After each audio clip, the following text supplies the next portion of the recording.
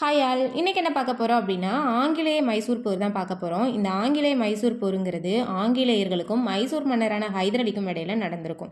இது மொத்தம் 4 போர்களாக நடந்திருக்கும். காலம் 1767 1799 வரைக்கும். இந்த ஹைதர் அலி அப்படிங்கிறவங்க யாருன்னு பார்த்தோம்னா உடையார் வம்சத்துக்கு கீழே ஒரு குதிரைப்படை வீரராக இருந்து மைசூர் மன்னரானவர் தான் ஹைதர் அலி. உடையார் வம்சம் இவங்க என்ன பண்ணியிருப்பாங்கன்னு பார்க்கலாம். 1565 தலைக்கோட்டை போரோட முடிவில் விஜயநகர பேரரசின் வீழ்ச்சிக்கு பிறகு அது 2 தனி அரசாக உருவாகுது. ஒன்று தென் தமிழகத்தில் பாளையக்காரர்கள், 2வது விஜயநகரத்துக்கு கீழே இருந்த மைசூர் சமஸ்தானத்தை தனி அரசா உடையார் வம்சத்தோட ராஜாவான ராஜா உடையார் உருவாக்குறாரு. ஓகேங்களா? இப்போ என்ன ஆகுது அப்படின்னு பார்த்தோம்னா இவங்க ஹைதர் அலி அங்கே ஒரு குதிரைப்படை வீரராக இருக்காங்க. அவங்களோட தந்தை ஃபதே முகமது கோலார் கோட்டையோட காவல்படை தளபதி இருக்காங்க. அவங்க மரணம் அடைஞ்சதுக்கு அப்புறமா ஹைதர் அலி தளவாய் அல்லது முதன்மை அமைச்சர் அப்படிங்கிற ஒரு பதவிக்கு வர்றாங்க. ஹைதர் அலி அதிகாரத்தை கைப்பற்றுற வரைக்கும் இந்த உடையார் ஆட்சி நீடிச்சிருக்கும். 1761 ஹைதர் அலி என்ன பண்றாங்கன்னா மைசூர் சமஸ்தானத்தோட உண்மையான ஆட்சியாளர் ஆகுறாங்க. இவங்க அவங்க மைசூருக்கு பக்கத்துல இருந்த மராத்தியர்கள் மைசூரோட சில பகுதிகளை வச்சிருந்திருப்பாங்க.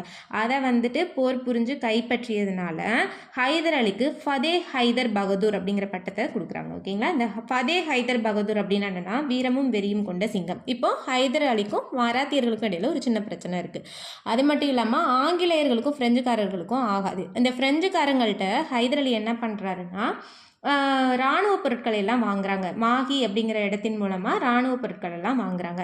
அதுக்கப்புறம் மலபார் கடற்கரையில் வளமான வர்த்தகத்தை ஹைதர் அலி வளமான ஒரு வர்த்தகம் ஹைதர் அலியோட கட்டுப்பாட்டில் இருக்குது. இந்த மாதிரியான இதெல்லாம் இருக்கிறதுனால இந்த முதல் ஆங்கிலேய மைசூர் போர் ஆரம்பிக்குது. ஓகேங்களா? 1767 1769 வரைக்கும். காரணங்கள் பார்த்தோம்னா ஹைதர் அலியோட வளர்ச்சி, அவர் பிரெஞ்சுக்காரங்கள்ட்ட கொண்டிருந்த நட்புறவு, இதெல்லாமே ஆங்கிலேயர்கள் ஹைதர் அலி எதிர்க்க காரணமாகுது. இப்போ ஒரு ஆங்கிலேயர்கள் என்ன பண்றாங்கன்னா ஒரு முக்கூட்டணியை உருவாக்குறாங்க. யார் யாருன்னு பார்த்தோம்னா ஹைதர் அலிக்கு எதிராக மராத்தியர், ஹைதராபாத் நிஜாம், அதுக்கப்புறம் ஆங்கிலேயர்கள்லாம் இருக்காங்க. இப்போ தளபதி ஜோசப் ஸ்மித் அப்படிங்கிறவங்களோட உதவியோட ஹைதராபாத் நிஜாம் என்ன பண்றாருன்னா 1767 மைசூர் மீது படையெடுக்கிறாரு. ஆங்கில படையை ஹைதர் அலி தோற்கடிச்சிட்டாங்க. ஓகேங்களா? மங்களூரை கைப்பற்றிட்டாங்க. 1768 சேலம், கரூர், ஈரோடு, அதாவது பாராமகால் அப்படிங்கிற சொல்லப்படுற இந்த பகுதிகளெல்லாம் கைப்பற்றிட்டாங்க ஹைதர் அலி. ஓகேங்களா? இதனால இதுக்கப்புறம் என்ன பண்றாருன்னா 1769 அவர் போர்ல ஜெயிச்சிட்டே வராரு இல்லைங்களா? வந்ததுக்கு அப்புறமா மதராஸ் மீது, ஆங்கிலேயர்கள் இருக்கிற மதராஸ் மீது படையெடுக்க போறாரு.